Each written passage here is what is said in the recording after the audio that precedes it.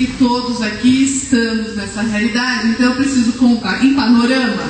Não é uma palestra, e sim um encontro de pessoas que fazem a mesma coisa e procuram. E eu preciso contar uma estratégia que aconteceu aqui para vocês entenderem todo esse processo.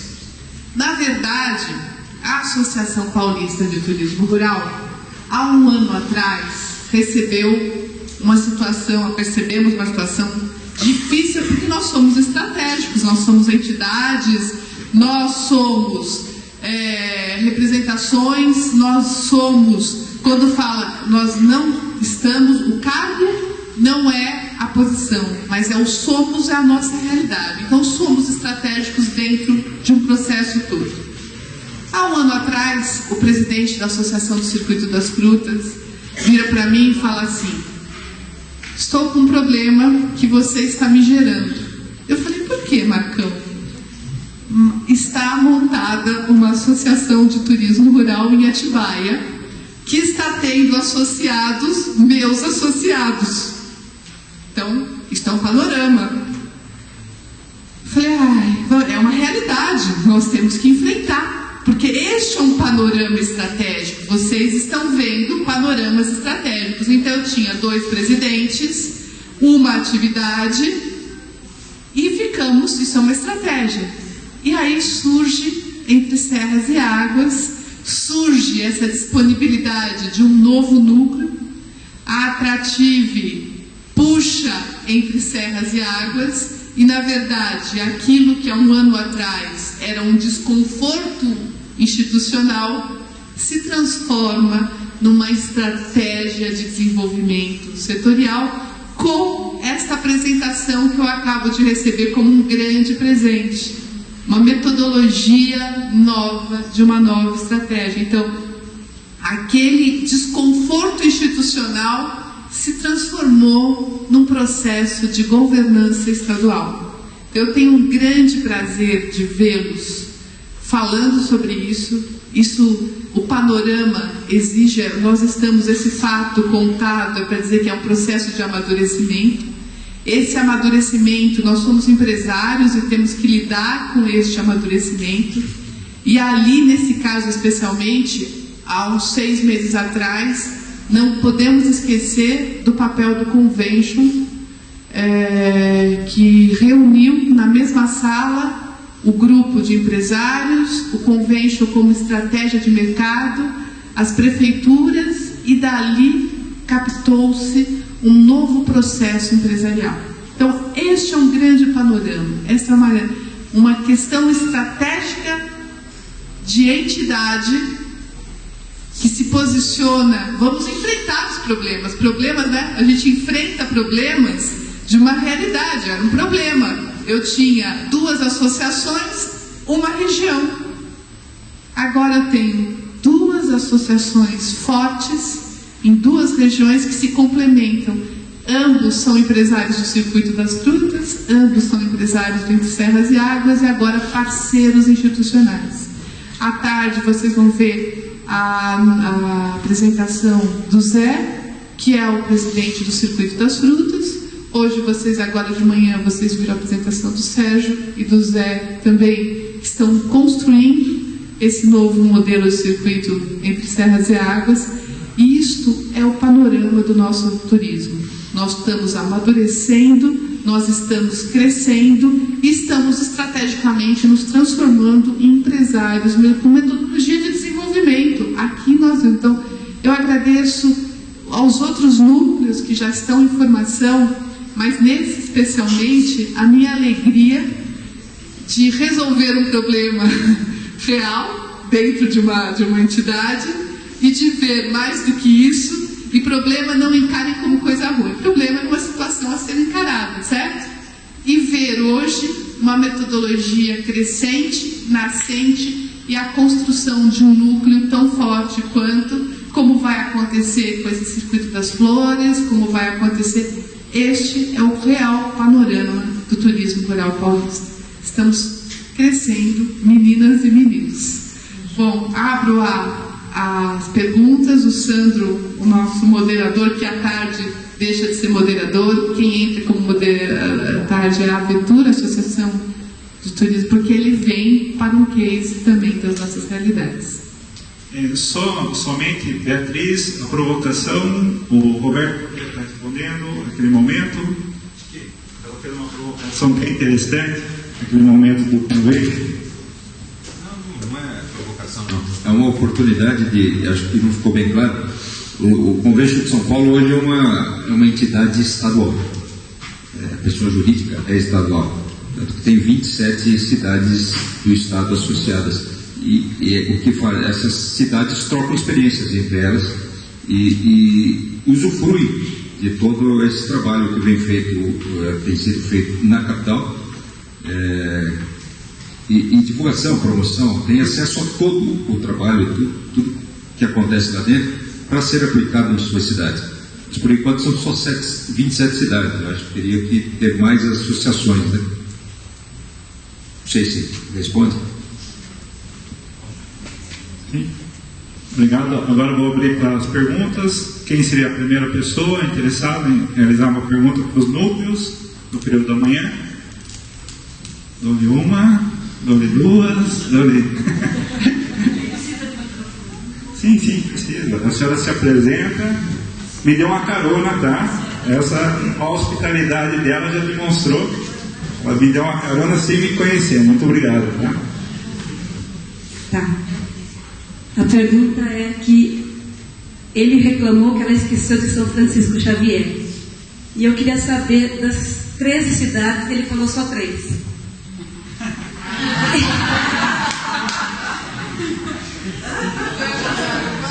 É que eu fiquei curiosa e eu estou sem essas coisas, não dá tempo de ver o site. A gente não lembra o nome das outras. Ela mora em Campinas.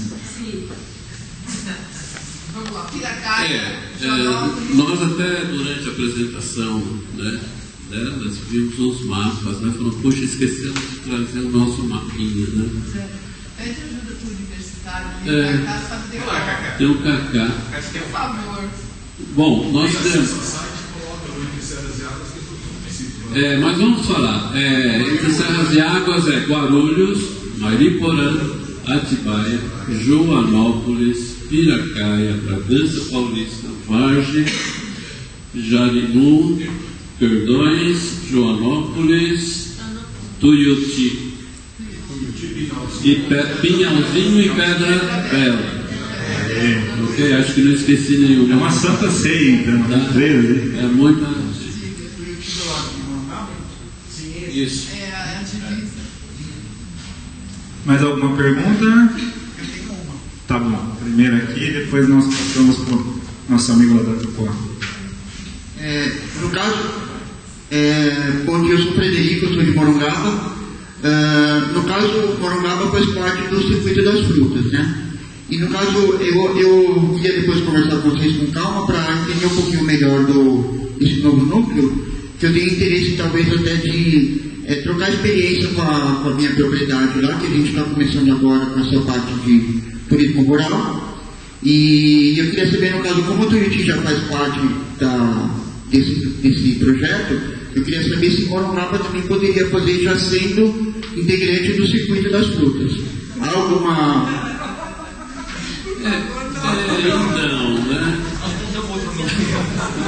Então, existe um núcleo do Circuito das Frutas, né, que tem os seus municípios ao qual o Morungaba pertence, né? Então, essa é uma experiência lá desse outro circuito. Mas eu acho que essa ideia, né, se vocês acharem interessante, né, pode ser discutida essa experiência, né, com esse núcleo, né? Se o senhor me permite, eu até sugiro que se faça o seguinte: nós vamos ter a próxima reunião nossa dia 4 de novembro. Nós estamos abrindo agora para os cases de, entre aspas, sucesso, apesar de ser muito embrionário ainda, mas que participe como ouvinte. Vai lá conhecer um pouco da experiência. E, sim, uma outra coisa, deixa eu só me alongar e contar uma outra coisa para vocês, muito interessante. Nós descobrimos uma coisa muito legal. Existiam pessoas que compravam produtos de São Paulo e o fornecedor estava do lado dele. Estou errado? Foi montada em Piracaia uma associação de produtos orgânicos e eles conseguiram uma vitória fantástica agora. Até coloquei aí nessas redes sociais. eles obtiveram um selo de certificação de qualidade que custa muito caro para se tirar individualmente. 17 proprietários conseguiram fazer isso com uma conta muito mais baratinha, juntos para eles, e agora foram procurados pelo Pão de Açúcar para começar a fornecer os seus produtos enquanto associação. Então eu acho que esse é um tremendo exemplo de sucesso, mas só para dizer para vocês que às vezes a pessoa estava do lado ali e ele vai comprar em Campinas, no Ceasa e tal, e o fornecedor dele estava do lado. Naquele dia o sujeito comprou vagem de um dos que estava na reunião. E esse é o grande benefício da parceria e complementariedade, gente, que a gente menciona aí. Certo? Além do turismo, você faz uma plantação, por que não vender para o pousado? Né? Por que não vender para o restaurante? Desculpa me meter, mas assim, esses circuitos, eles foram criados por conta do programa de regionalização do turismo no estado de São Paulo. O estado de São Paulo é um estado que não pensa o turismo, que está engatinhando ainda nessa forma do pensar o turismo. Então, a regionalização é um programa da Secretaria do Turismo do Estado, no sentido de se juntar municípios com similaridade, características particulares, para que isso possa ser identificado e ser mais facilmente divulgado. Acho que o caso da Associação das Fazendas Históricas, ele não é um circuito, nem é regional. Essas fazendas históricas estão espalhadas no estado todo. E ela é aceita como um circuito dentro da Secretaria de Turismo pela importância e pelo tema fazendas históricas, que é um tema forte. Eu acredito que esses outros circuitos, como esse entre serras e águas, ou talvez, se a tua propriedade você não está confortável dentro do circuito das frutas, então cabe uma divisão aí. Eu acho que isso é questão de ir sendo discutido e sendo amadurecido dentro dessa regionalidade. Pelo menos é um começo. Eu não acredito que acabou, é o primeiro passo para um processo de se desenvolver o turismo dentro do estado de São Paulo. Queria fazer uma pergunta para a mesa. Eu não acompanhei todas as apresentações agora na parte da manhã, mas a minha pergunta é sobre turismo de cunho social, né?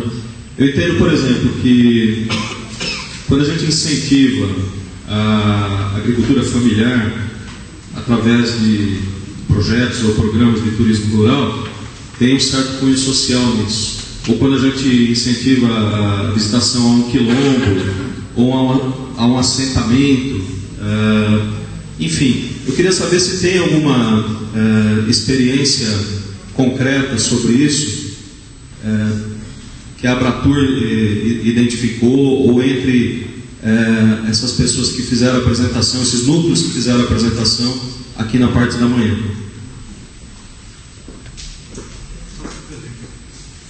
Eu sou Paulo, trabalho num projeto de desenvolvimento local na região do bairro do Pedregulho, em Itu.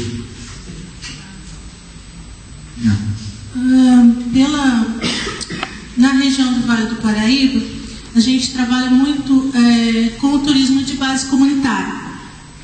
E uma experiência que a Abratur está vivenciando com a minha participação é justamente na formação do núcleo rural de turismo da Pedra Branca. O que acontece? É uma região dentro da cidade de Monteiro Lobato, em que, por conta deles estarem totalmente cercados pelos eucaliptos, pela fibra, no caso, ela precisava dar uma contrapartida. E essa contrapartida foi justamente conversar com a sociedade local, com a comunidade, e perceber qual seria o interesse de desenvolvimento dessa comunidade. Aquela região da Pedra Branca já é um caminho natural turístico, porque por ali passam o pessoal que vai a cavalo para Aparecida. Então eles já tinham ali um serviço turístico. O pessoal lá já tem uma propriedade que está participando da agricultura orgânica com o Senar, tem uma outra pessoa que tem um pesqueiro, mas ela faz uma produção de produtos à base de peixe, ela não é só um pesqueiro. Tem uma outra propriedade que eles plantam cogumelo, e todos eles estão no caminho do pessoal que passa a cavalo. Então eles perceberam que realmente a questão turística seria interessante. Como eles têm ali também uma casa do mel e uma produção de mel, o local passou então a ser conhecido como a Trilha do Mel, para fazer uma capacitação técnica. Aquela comunidade não é uma comunidade carente. As pessoas ali, eles são proprietários dos seus locais, mas eles também estavam querendo, necessitando de dar um alento maior à sua própria produção, porque só a produção básica deles, como eu mostrei ali a Lena com um monjolo de arroz, ela é apicultora. Então eles precisavam demonstrar isso e ter a produção deles precisa também ser direcionada, ou eles precisam que as pessoas tenham acesso àquela produção. E eles optaram então por criar esse núcleo turístico da Trilha do Mel na Pedra Branca, sendo que eles colocaram a abelha como o símbolo daquela produção. Eles têm um centro comunitário, eles tinham uma escola, né? Que como a escola era só para ensino municipal, as crianças acabaram crescendo e indo para a cidade para o ensino médio. Então aquela escola se transformou num centro comunitário. Eles têm uma produção associada ao turismo. E tem agora, a gente está fazendo a formatação, dia 16 de novembro, vai ter um evento apícola em Taubaté, e nós vamos levar então o pessoal que vem para esse evento para conhecer o pessoal da Trilha do Mel, que é uma forma da gente começar a ver a organização deles, e eles também terem certeza de que eles querem trabalhar com o turismo, porque eles vão poder vivenciar um roteiro de visitação, eles vão ser o receptivo daquele local. Então a gente está trabalhando com eles nesse sentido de organização e montando com eles um roteiro. A gente tem a mesma experiência em São Luís do Paraitinga, a gente tem a mesma experiência em Natividade da Serra, e eu também, com o projeto da Rota da Liberdade, que é cultura negra, a gente também trabalha com as comunidades de base, e muitas delas também estão inseridas no turismo rural. Mas alguém da mesa queria complementar sobre essa pergunta? Mais alguém? Não?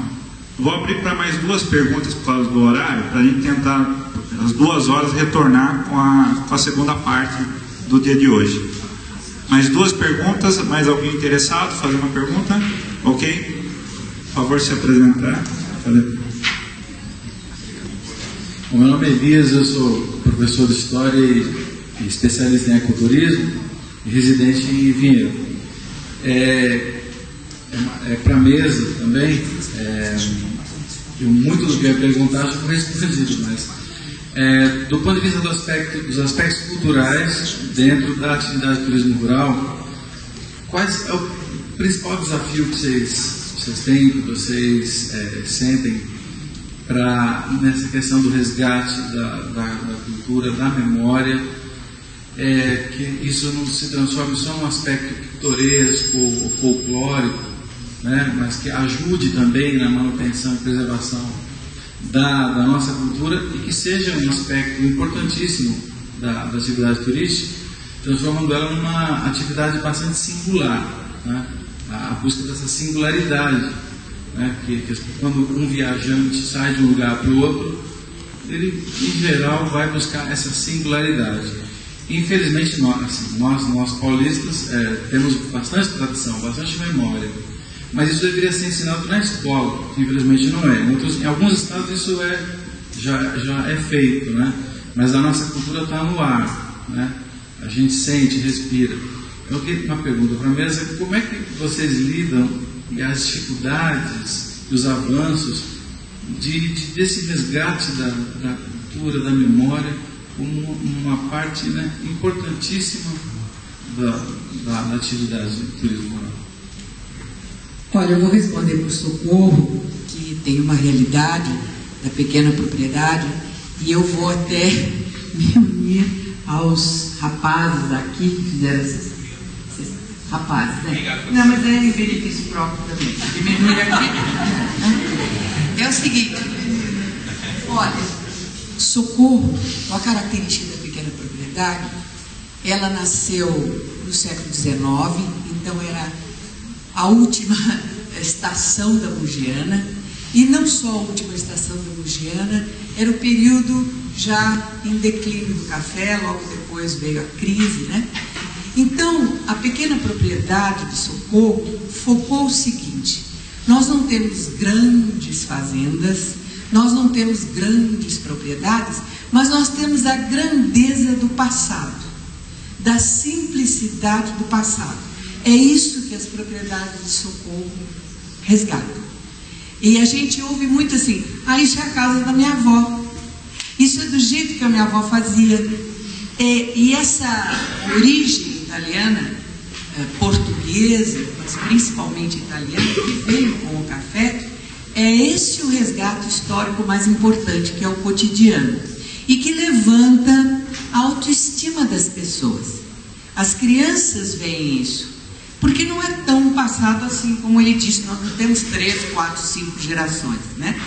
É a simplicidade do dia a dia, e eu disse que eu ia falar com os rapazes, porque nós aprendemos isso com a acolhida na colônia. Não ter vergonha da simplicidade. A nossa origem é simples. Mesmo as grandes fazendas começaram simplesmente. Começaram com a senzala, começaram com a tulha, né, o lugar de trabalho, o centro nervoso da fazenda. Não era a casa da fazenda. Ela podia ser muito rica, mas o centro nervoso das fazendas de café paulistas era a tulha.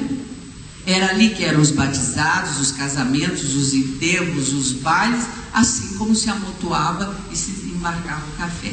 Então, o objetivo histórico é o histórico de cada um, que cada um se encontre no seu passado. Valorize esse passado. A chaleira, o coador, a polenta, a cadeira, o tapete, a colcha, não sei o que, a parede, o teto.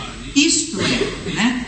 Ele fala assim: é a casa da minha avó, eu vivi assim, eu nasci assim. A gente ouve isso de empresários, né? De pessoas que estão, já são bichos da cidade, né? Há muitos e muitos anos, mas que adoram. Parece que alguns fecham os olhos e falam assim: esse cheiro é da casa da minha avó. Esse tecido era como a colcha que cobria a minha cama. Este é um passado constante, que não tem fim. Pelo menos no Socorro é assim. Mais alguma? Passar aqui entre serras e águas. Me perdoe, mas nessa pergunta em especial, pontual, eu não consigo ficar calado, porque ela é muito legal. E eu vejo uma solução e um problema. A solução, e que está se buscando, mas eu tenho uma preocupação muito grande com o caminho que isso pode tomar, que é a história de manter o homem no campo ou trazer ele de volta para o campo. Trazer de volta para o campo, que a gente sempre chama isso, corre-se um sério risco, e felizmente lá na colônia eles conseguiram resolver isso de uma forma muito legal, porque as pessoas que voltaram porque estavam com vontade de voltar, e não porque ficaram sem opção do que fazer. Essas pessoas podem voltar contaminadas com o mundo urbano, com os costumes urbanos. Então ele vai querer levar uma vida no campo, oferecer isso para o visitante do centro urbano, entre aspas, com aspectos culturais que sejam plásticos, que não sejam da vida. É por isso que nós temos que, entre aspas, apelar para os sabores, para os aromas, para as cores, para os cheiros, para as imagens, essa coisa toda. Fechar o olho e falar: putz, esse aqui é o tempo da casa da minha avó. E o segundo, que eu juro que eu não vou entrar nesse assunto, mas é a agressão que está havendo da ocupação do espaço pela urbanidade. A gente vê muito em Atibaia, porque Atibaia tem esse enorme problema, o entroncamento de 2 rodovias super importantes, onde as terras já estão destinadas para outros fins, né? São condomínios, empresas, enfim.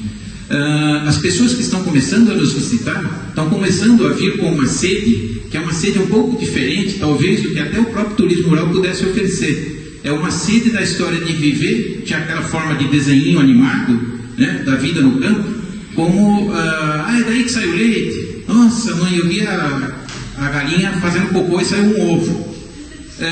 São expressões que você vê no campo hoje em dia. Então a gente precisa tomar muito cuidado, né, de como fazer essa história do turismo no meio rural, da vivência rural, não se tornar esse engodo, né, e começar a se criar um turismo rural que é plástico, que é... Mas o grande pulo do gato é a autenticidade em tudo que se fizer. Não adianta artificializar. Por exemplo, no nosso núcleo, nós temos uma propriedade como a do seu José Fernandes, que buscou um caminho, que é da multiplicidade de atividades. Nós temos um pesqueiro de 30 anos, nós temos uma fazenda do século XIX, nós temos um rancho caipira como o Rancho Pompeia. Nós não concorremos uns com os outros, nós nos suplementamos, certo? Então eu não vou deixar de ser o que eu sou. Eu não vou querer ser o que o José Fernandes é, ou que o Rancho Pompeia é, ou que o pesqueiro Oliane é. A minha fazenda é aquilo, a minha propriedade é aquilo. O Flávio, a Márcia estão buscando o caminho deles, e o Zé, o deles. Nós nos admiramos, sem artificialismo. Isso foi a grande lição da acolhida na colônia, a simplicidade. Vender simplicidade. Vocês viram isso? E vendem caro, vendem em dólar e em euro, né? Mas gostou, não gostou, gostasse. Para eles fez um bem terrível. Queria fazer alguma consideração sobre suas colocações. As fazendas históricas têm procurado desenvolver e entrar assim, em colaboração com as secretarias de educação dos municípios, desenvolvendo um projeto de educação patrimonial. E eu vou falar alguma coisa da experiência que a gente tem com os alunos, né, de quintas séries, que visitam sempre a propriedade nossa em Limeira, mas isso é um aspecto comum para todas as outras propriedades da associação, e a gente está sempre trocando experiências em relação a esse aspecto da educação patrimonial, enriquecendo com a experiência de cada um o conjunto. Então, é a questão dessas escolas que visitam a fazenda quando eles estudam a história do município. Então, nós passamos a despertar nessas crianças esse conceito de patrimônio. Então, eu pergunto para eles, o que é o patrimônio da sua família? Você se lembra da caixinha de sapato que a sua avó guardava, que sua mãe guarda também? E o que é essa caixinha de sapato? São fotos antigas da minha avó, do meu bisavô. Então, ligado a essas fotos, então nós passamos a considerar esses objetos como o patrimônio da sua família, além da sua casa, de outros bens que vocês possam ter, mas essa caixa de sapatos com as fotos antigas da sua família, que mostram os integrantes da família de várias gerações, com várias idades, isso aí é um patrimônio da família.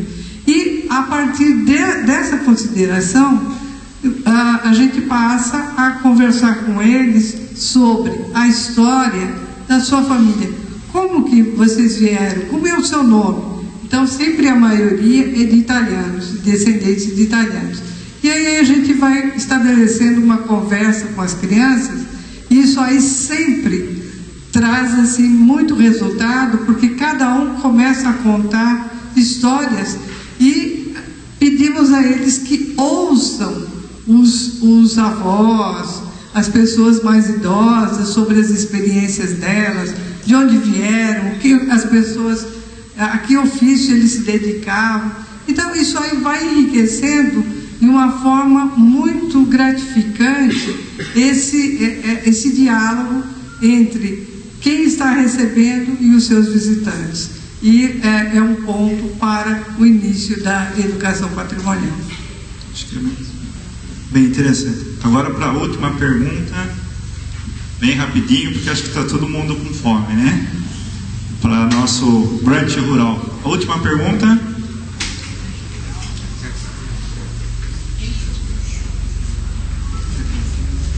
Olá, boa tarde. Meu nome é Stephanie. Eu estudo hospedagem no SENAC e eu tenho estudado um pouco a respeito da hotelaria, do turismo, e eu quero me especializar em acessibilidade. E eu tenho uma pergunta que é em relação à acessibilidade, se há meios de, né, por exemplo, cadeirantes, surdos, cegos, enfim, a essas fazendas, e como é que funciona esse trabalho específico para essas pessoas. Interessante pergunta. Acho que primeiro eu vou passar para a dona Beck, né, que socorro a referência, depois... Tá? Zé, você vem, por favor. Eu acho que era melhor que a gente... Vem cá, Zé. Quando a gente tem aqui um case de uma experiência, né? Senta aqui do meu lado, por favor. Aqui a gente tem resposta para tudo. Se você perguntar, a gente vai puxar outro. A questão da acessibilidade, né? Na verdade, já era uma expectativa de que todo mundo tivesse esse assunto resolvido, né? Então, inclusive as fazendas, o turismo rural, até porque é lei federal, desde 2004, né? Infelizmente é uma lei que não pegou até hoje.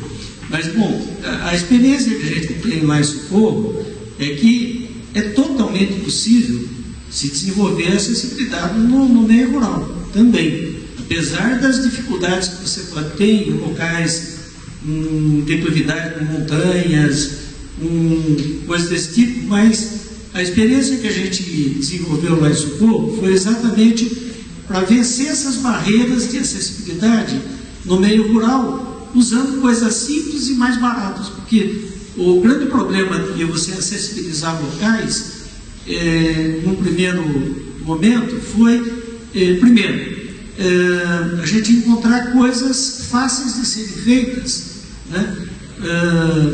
E fáceis de serem adaptadas, até porque a gente não tinha, a própria engenharia no Brasil não trabalhou ao longo do tempo projetos viáveis de acessibilidade, nunca se pensou muito dessa forma, né? É um problema até cultural.